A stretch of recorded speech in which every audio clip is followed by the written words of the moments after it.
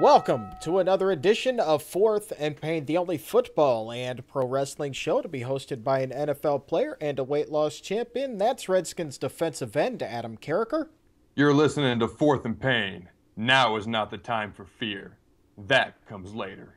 Ooh, he's channeling his Bane. You're a Bane guy. I love Bane. I can't do the imitation of his actual voice, but I got the action figures. I got my first ever, what do they call those? The cartoon magazine, the comics. I never had one before in my life. Never been a superhero guy. But I was born into the darkness. I can't imitate his voice, but love the quotes. You're so Bane, you probably think this show is about you. It is. It's all about me. Don't you? My ridiculous good looks, my wonderful complexion, and bulging biceps. All right, so Redskins defensive end Adam Carriker there with the bulging biceps. I'm humble. Yes, you are. Yeah.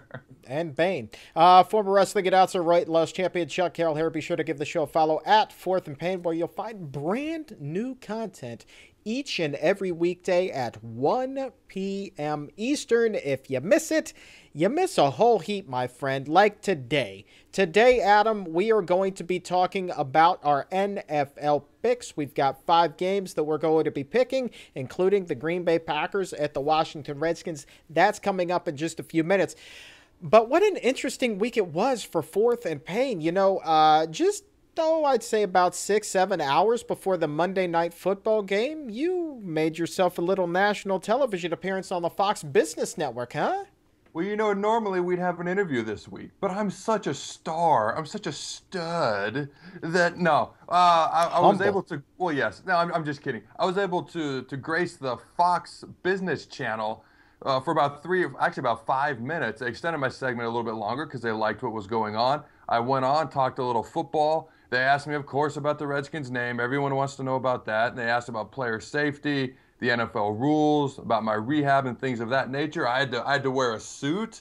They did not make me wear a tie, which I appreciated. But the fact that I was on a TV show that was national and seen in every house in America, if they had that channel on at that time, I think is pretty cool, and I think it speaks volumes for where Fourth and Pain is going. I agree. I'm very excited about the future, but you know what? The future got off to an interesting start because, you know, right here on my phone, I have a picture of you getting make-upped, and you are a handsome man. You are. I'm gonna stop short. I'm gonna stop short of saying pretty, but they definitely laid that makeup on thick. Well, the fact that you stopped short doesn't surprise me. But second of all, it didn't take very long with me in the makeup department because they say the longer you're in there, the uglier you are. So I was in there for like 20 seconds. It's what happens when you work out, Chuck. Don't worry about it. I'll figure that out someday. I'm the weight loss champion. I'm the weight loss champion, and I did it my way. Hey, my favorite takeaway from that day, in all seriousness, besides being on a national television show and exposure for Fourth and Pain, having fun, was the fact that you and I finally saw eye to eye. Yeah, when you were sitting in the chair. I was sitting in the chair. Yeah. You were standing next to me, and they're like, "Can we get a picture?" I turn and look at you, and we literally were looking eye to eye.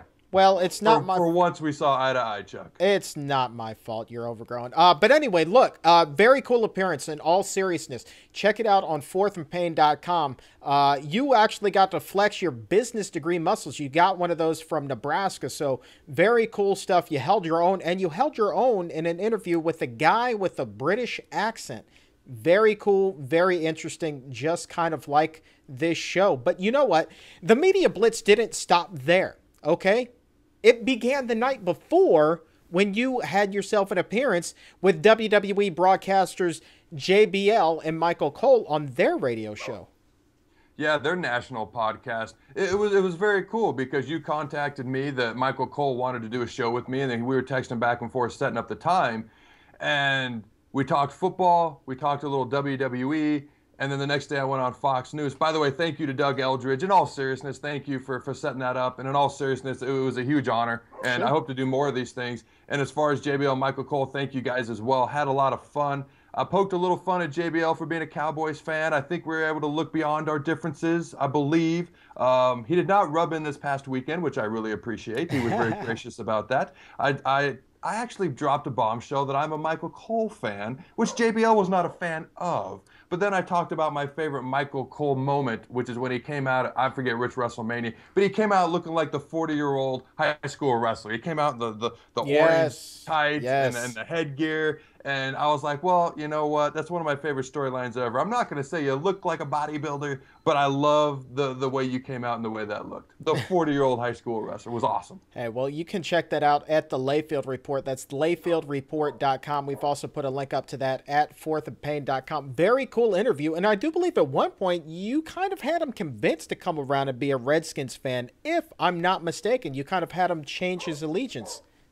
Well, he's a little frustrated with how the Cowboys have done lately, JBL is, and he's a big RG3 fan. And also, he did throw my name out there because of you and RG3. I might root for the Redskins a little bit this year, so we're bringing him over to the good guys' side. There you go. I thought that was pretty cool. And I think we're gonna post the interview with JBL, Michael Cole, also the Fox News interview on our site, as you have mentioned. Check it out, people. Check it out. All up on fourthandpain.com. And just quickly, can't get through this segment without mentioning the Fourth and Pain Fantasy Football League is up and running on NFL.com. And not going to lie, Adam, neither you nor I won week one.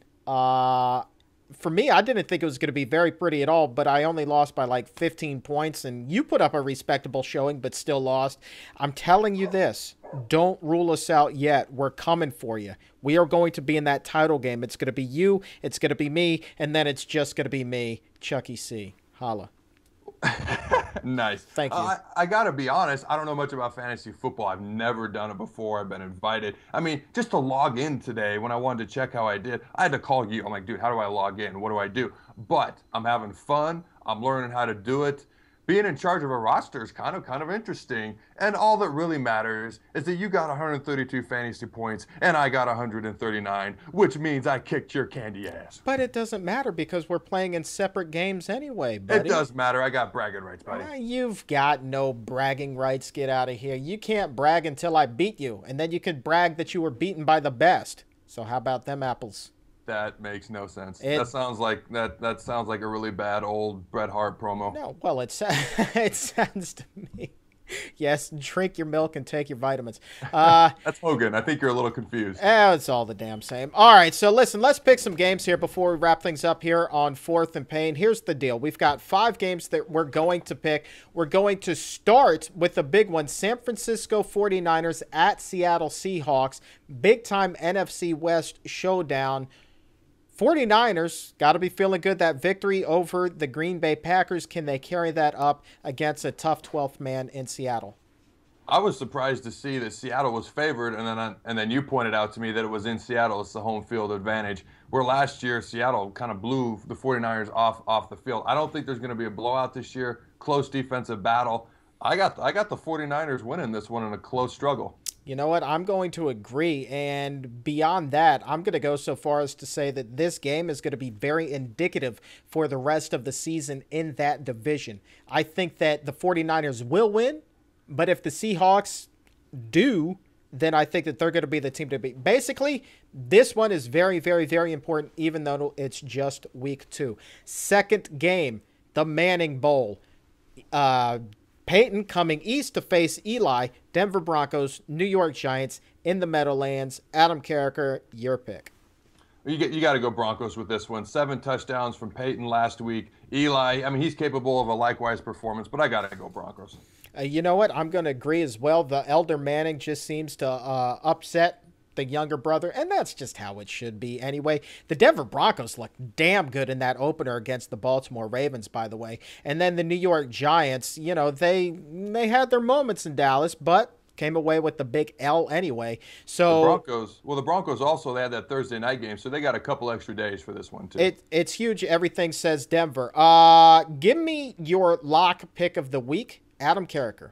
Atlanta over St. Louis. Atlanta over St. Louis. Can't take long on this, so I'm going with Houston over Tennessee. Book it right now.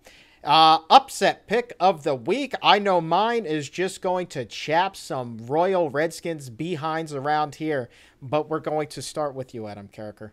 I've got Miami over Indianapolis. How about you? Ooh, really? You think Miami is that good?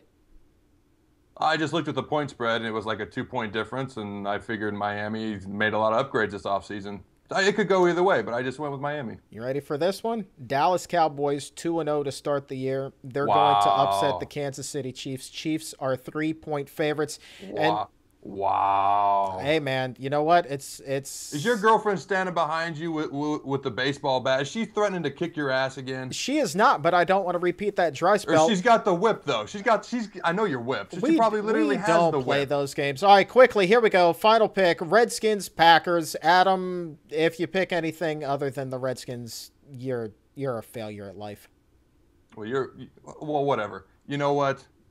I'll be objective about this. Redskins 31-28. There you go. And me, I'm nothing but a winner. That's why I say Green Bay Packers over the Washington Redskins. Redskins will open the season 0-2, but so you picked the Cowboys, panic. And then against the Redskins, you're fired. Can't help it. We're fresh. We're fresh out of time. More Fourth and Pain coming right up. You're fired.